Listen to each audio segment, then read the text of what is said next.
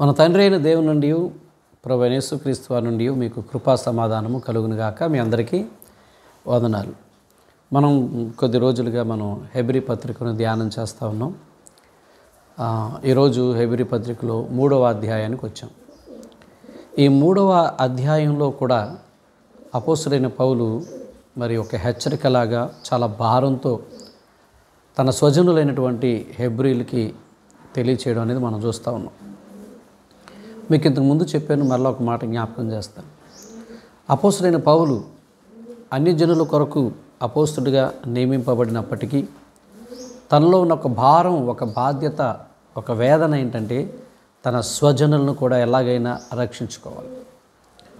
So ఆ క్రమంలో ఎంత బాధతో ఉంటాడంటే, నేను నా స్వజనులను రక్షించుకోవడానికి అవసరమైతే అని ఒక అనుకున్న మాట కూడా అన్నాడు. అంటే అంత బాధ అతనికి, వాళ్ళని ఎక్కడ మిస్ చేసుకుంటానేమో అని. ఒకవేళ ఆ టైంలో మనలాంటి వాళ్ళు ఉండి, నువ్వు చూడవయ్యా, నీకు చెప్పిన పని చూడు, వెనకాల పేతురు, యోహాను వీళ్ళందరూ ఉన్నారు కదా, వాళ్ళ పని వాళ్ళు చేసుకుంటారు, వాళ్ళు చూస్తారులే, మీ హెబ్రీలు చెప్తారులే అని అన్న పౌలుకి అదంత తృప్తి కలిగించదు. బహుశా మీలో చాలామందికి హెబ్రీలు అంటే అర్థం కాకపోవచ్చు. హెబ్రీలన్నా, యూదులన్నా, ఇజ్రాయేల్ ప్రజలన్నా ఒకటే, ఆంధ్ర వాళ్ళన్నా, తెలుగు వాళ్ళన్నా ఏదన్నా ఒకటే. అట్టగా కొన్ని ఉంటాయి కదా, అలాగే. సో లోతుగా వెళితే విభాగాల గురించి ఆలోచించవచ్చు, లోతుగా వెళ్ళక్కర్లేదు ప్రస్తుతానికి. ఇక్కడ ఈ యొక్క హెబ్రీ పత్రిక 3వ అధ్యాయానికి మనం వచ్చేసరికి ప్రారంభంలోనే పౌలు ఏం చెప్తూ ఉంటాడంటే, మన ప్రధాన యాజకుడైన యేసు మీద లక్ష్యం ఉంచండి అంటాడు మొదటి వచనంలో. అంటే మీరు యేసు మీద లక్ష్యం ఉంచట్లేదు, యేసు మీద మీరు లక్ష్యం ఉంచండి అని గట్టిగా నొక్కి చెప్పడం వెనుక కారణం ఏంటంటే, 3 నుంచి 6వ వచనం వరకు మనం చూస్తే వాళ్ళు మోషే మీద లక్ష్యం ఉంచారు, మోషే యొక్క ధర్మశాస్త్రం మీద లక్ష్యం ఉంచారు, మోషే మీదే వాళ్ళ యొక్క నమ్మకాన్ని కట్టుకున్నారు. దురదృష్టం ఏంటంటే మోషే కూడా ఈ మాట చెప్పాడు, తన మీద నేరం వస్తుందని. ఇలాగా ఆ రోజులో ఒక మాట అన్నాడు మోషే, నా వంటి ఒక ప్రవక్తను మీలో నుండి ఆయన పుట్టిస్తాడు, మీరు అప్పటి నుంచి ఆయన మాటే వినాలి, ఆయన్నే వెంబడించాలని. అయితే ఆయనే ఈ నజరుడైన యేసు అని వీళ్ళు నమ్మలేకపోతున్నారు. ఈయన ఒక ప్రవక్తగా చూస్తున్నారు, లేకపోతే ఒక వడ్రంగి వాని కుమారుడిగా చూస్తున్నారు. అఫ్కోర్స్ పౌలు కూడా అలాగే చూశాడు, అలాగే భావించాడు. మనకు తెలుసు ఆ క్రమంలో పౌలు ఎంతమందిని బాధ పెట్టాడు, క్రైస్తవుల్ని. ఆ తర్వాత పౌలుకు అర్థమైంది, దమస్కు మార్గంలో దేవుడు ప్రత్యక్షమై తనతో మాట్లాడినప్పుడు, తను నిలబెట్టినప్పుడు ఆయనకు అర్థమయ్యి దేవుని దగ్గర, ప్రభు దగ్గర అతను కొన్ని సంవత్సరాలు నేర్చుకున్నప్పుడు ఆయనకు అర్థమైంది. ఆ భారంతోనే ఈ హెబ్రీలకు చెప్తున్నాడు, ఒరే బాబు, మీరు ఆయన మీద లక్ష్యం ఉంచండి, ఇక మోషే మీద కాదు మీరు ఉంచాల్సింది, యేసు మీద మీ లక్ష్యాన్ని ఉంచాలి అని చెబుతూ చాలా వేదంతో అంటాడు, పరిశుద్ధాత్మ దేవుడు నాతో మాట్లాడిస్తున్నాడు, మీకు నేను చెప్తాను చూడండి, అది ఎంత ప్రమాదమో, మీరు కానీ లక్ష్యం ఉంచకపోతే. మీరు జ్ఞాపకం వస్తుందా మీకు? ఆ రోజు పితరులను కూడా ఆయన ఏం చేశాడో మీకు జ్ఞాపకం ఉందా? ఇదిగో పితరులు కూడా ఇలాగే అనేక అద్భుతాలు, సూచక క్రియల మధ్య నడిచి వెళుతున్నప్పటికీ కూడా వాళ్ళ హృదయాలు కఠినం చేసుకున్నారు, వాళ్ళు అవిధేయులయ్యారు, కాబట్టి వారిని విశ్రాంతిలోకి నేనే వెళ్ళనివ్వలేదు అని చెప్పాడు. సో ఈ మాటలు విన్నప్పుడు నిజంగా వాళ్ళకి బాధ కలగాలి, హృదయంలో వేదన కలగాలి. ఇక ఆయన 7 నుంచి 11 వచనాలు కానీ మనం చూడగలిగితే, ఆ లక్ష్యం ఉంచకపోతే ఏం జరుగుద్దో ఆయన ఒక రకంగా వాళ్ళని హెచ్చరించినట్టుగానే వారు చెప్పడం మనం చూస్తూ ఉన్నాం. ఇక 12వ వచనంలో, ఇప్పుడు మీలో కూడా ఇలాంటి దుష్ట హృదయం కలవారు ఉన్నారేమో, జాగ్రత్తగా చూసుకోండి. ఆ రోజు వాళ్ళు అలాంటి దుష్ట హృదయం కలిగి ఉన్నారు కాబట్టి వాళ్ళు లక్ష్యం ఉంచలేకపోయారు, అన్నీ చూసినా, చేసినా, అనుభవించిన. ఇలాంటి హృదయం మీలో కూడా ఉందేమో, వాళ్ళు కూడా ఆ రోజు లక్ష్యం ఉంచలేదు, మీరు కూడా లక్ష్యం ఉంచరేమో, యేసు మీద లక్ష్యం ఉంచట్లేదు అన్న వేదంతో చెప్తా ఉన్నాడు. దుష్ట హృదయం మీలో ఎవరిలోనా ఉంటే జాగ్రత్తగా దాన్ని తొలగించుకోండి. ఇక 15వ వచనంలో అంటాడు, నేడు అనబడు సమయం ఉండగానే మీరు ఒకరిని ఒకరు హెచ్చరించుకుంటూ, బుద్ధి చెప్పుకుంటూ మీరు విశ్వాసాన్ని చివరి వరకు కొనసాగించాలి. చివరి వరకు కొనసాగించాలి. ఇక 16 నుంచి 17 వచనాల్లో చూస్తే దేవుడికి అసలు కోపం ఎందుకు వచ్చిందో పితరుల మీద ఆ విషయాన్ని చెప్తున్నాడు. ఏమనంటే, ఐగుప్తు నుంచి వచ్చిన వారిలో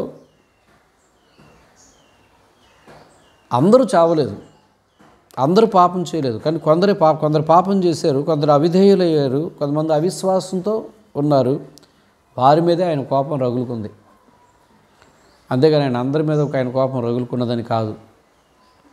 సో అలాగే మీరు కూడా వింటూ చూస్తూ ఇప్పుడు యేసుప్రభువు వారు చెప్పిన మాటలు విన్నారు, ఆ యేసు మాటలు విన్నారు, యేసు చేసే కార్యాలు చూశారు, యేసు చేసే అద్భుతాలు మీరు చూశారు, అనుభవించారు కూడా. 5 రొట్టెలు 2 చేపలు పెడితే తిన్నారు కూడా ఇల్లు.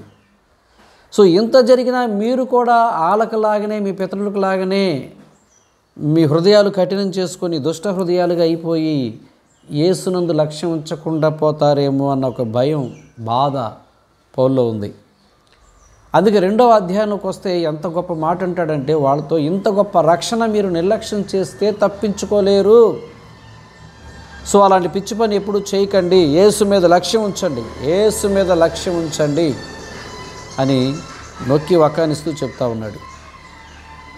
ప్రియులారా, నేను మరొక మాటను కూడా ఈ సందర్భంలో మీకు తెలియచేయాలనుకుంటున్నాను. అది ఏంటంటే, పౌలు ఏ విధంగా అయితే భారంతో మీరు మోషే మీద కాదు యేసు మీద లక్ష్యం ఉంచండి అని చెప్తూ వచ్చాడో, ఈరోజు మనతో కూడా ఆయన ఏం చెప్తున్నాడంటే, కేవలం యేసు మీద మాత్రమే కాదు పరిశుద్ధాత్మ మీద కూడా లక్ష్యం ఉంచండి అని కృప ద్వారా రక్షింపబడిన మనం కూడా ఒక హెచ్చరిక చేస్తున్నాడని నాకు అనిపిస్తుంది.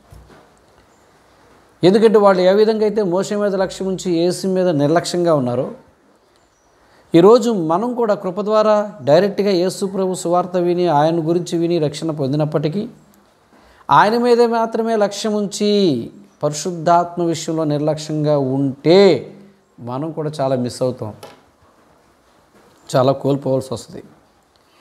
ఎందుకు నేను ఈ విషయం చెప్తున్నానంటే, నేటి క్రైస్తవ సమాజంలో చాలామంది పరిశుద్ధాత్మ మీద చాలా నిర్లక్ష్యంగా ఉన్నారు. ఈ మధ్యకాలంలో తండ్రి మీద, కుమారుడి మీద, పరిశుద్ధాత్మ మీద, త్రిత్వం మీద ఎన్నో కామెంటరీస్, ఎన్నో గందరగోళ పరిస్థితులు. ఇలాంటి దినాలు ఇవి. ఇకపోతే పరిశుద్ధాత్మ గురించి కొంతమంది అసలు ఆ ఊసే వద్దు అన్నట్టుగా ఉన్నారు. నేనేమంటున్నానంటే, పరిశుద్ధాత్మను గురించిన కూడా మనకి అవగాహన ఉండాలి, పరిశుద్ధాత్మను గురించినటువంటి ఆలోచన ఉండాలి, పరిశుద్ధాత్మను గురించినటువంటి ఆలాపన కూడా ఉండాలి. సూటిగా చెప్పాలంటే పరిశుద్ధాత్మ మీద మనం లక్ష్యం ఉంచాలి. యేసుక్రీస్తును స్వరక్షకుడిగా అంగీకరించడం మాత్రమే సరిపోదు.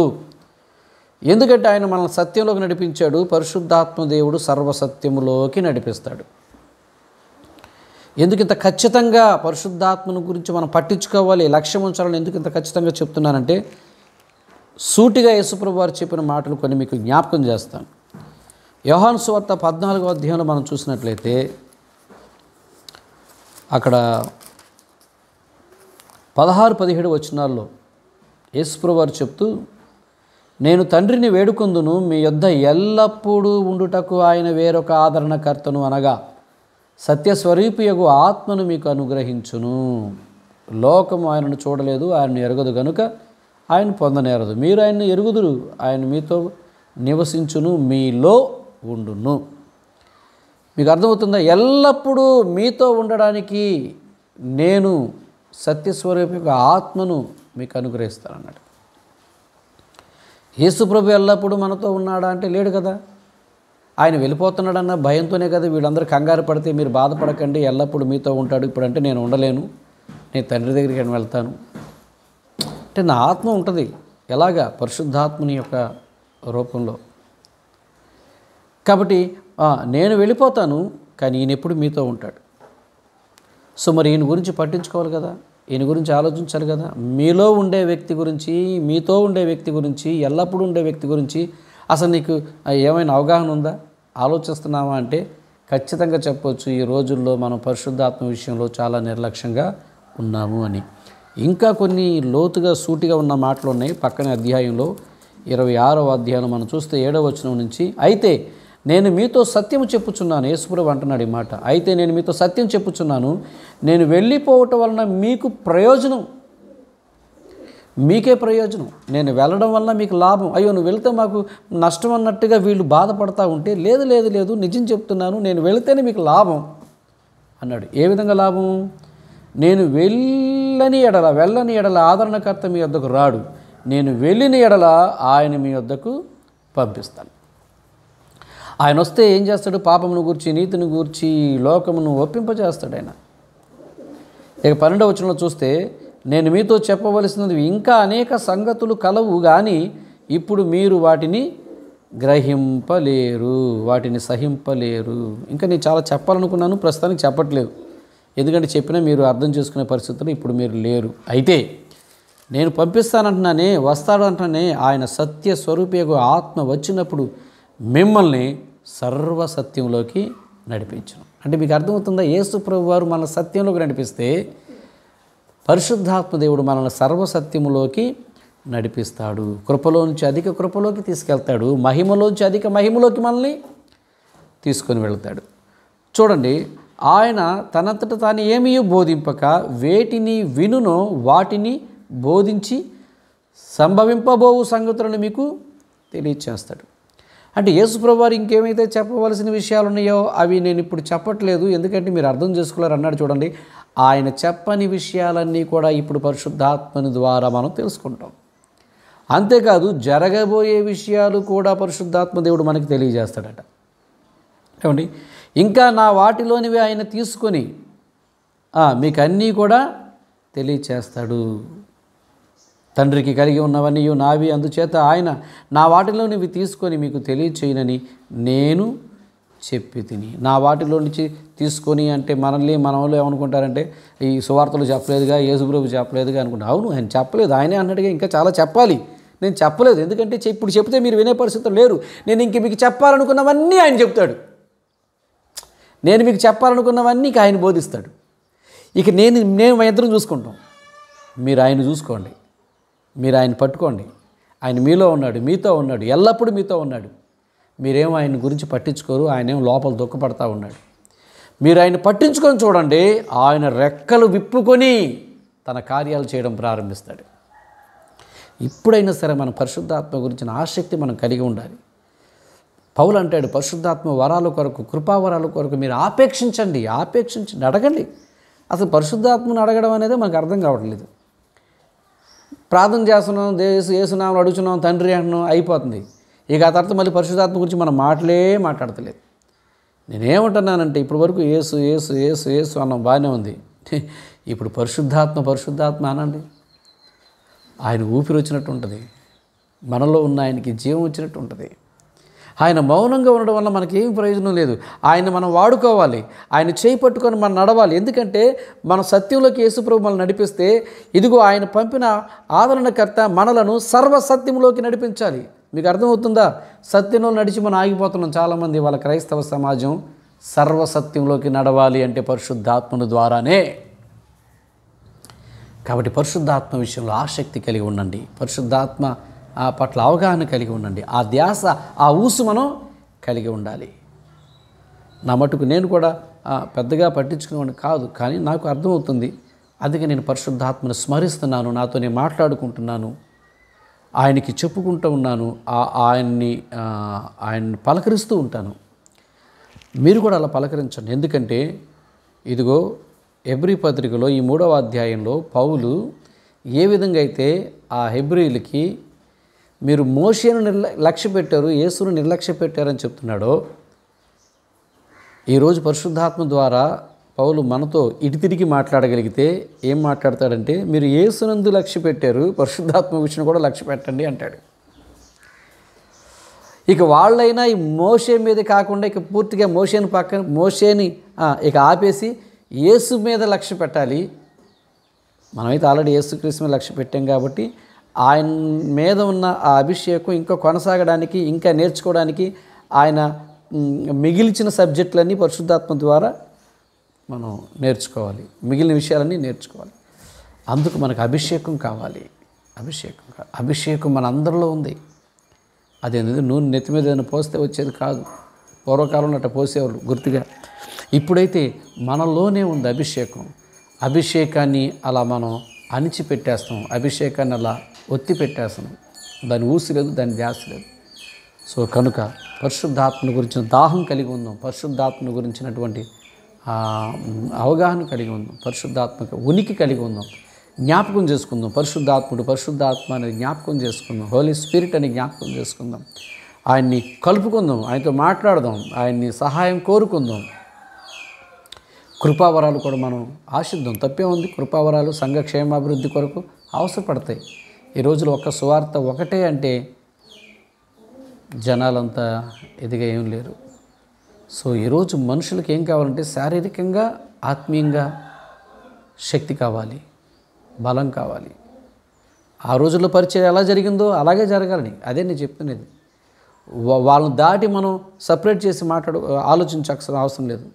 ప్రభు ఇప్పటికే పరిశుద్ధాత్మదేవుడు మనం అడగకుండానే చాలా విషయాల్లో మనకు హెల్ప్ చేస్తూ ఉన్నాడు, మనం గుర్తించట్లేదు. ఇంకా మనం ఆయనతో ఫ్రెండ్షిప్ చేయగలిగితే, ఆయనతో కలుసుకోగలిగితే ఇంకా మెరుగైనటువంటి జీవితాలు, భవిష్యత్తులు మనం జీవించవచ్చు. సో నేను మరలా ముగిస్తున్నాను. 3వ అధ్యాయం హెబ్రీ పత్రిక. పౌలు బాధేనండి, తన తోటి యూదులను సంపాదించుకోవడం కోసం ఆ పత్రికను భారం కలిగి రాస్తున్నాడు.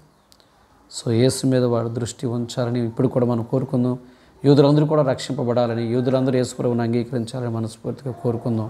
అలాగే యేసుప్రభువుని అంగీకరించిన మనమందరం కూడా పరిశుద్ధాత్మ యొక్క శక్తి పొందుకొని సర్వసత్యంలోకి నడవాలని కూడా మనసారా కోరుకుందాం.